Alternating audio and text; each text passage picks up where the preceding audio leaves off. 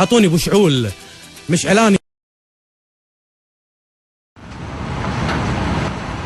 كما في كل عام يتوجه الآلاف من الشيعة بينهم نساء وأطفال وشيوخ سيرا على الأقدام إلى كربلاء لإحياء ذكرى أربعينية الإمام الحسين ثالث الأئمة المعصومين لدى الشيعة.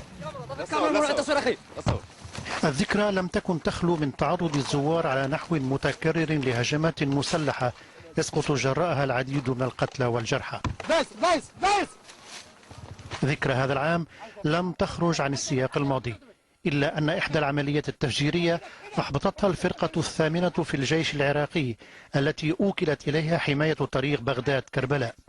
وحصلت قناة العربية على الشريط المصور للعملية، حيث يشاهد أحد ضباط الفرقة الثامنة وبعض الجنود يلقون القبض على أحد الملثمين وقد تزنر بحزام ناسف عمل الضابط على تفكيكه ومنع تفجيره في اللحظات الأخيرة.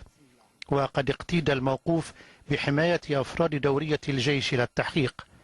عملية الاعتقال تلك جنبت المنطقة كارثة وعددا من الزوار موتا محتوما. رمزي المصري، العربي.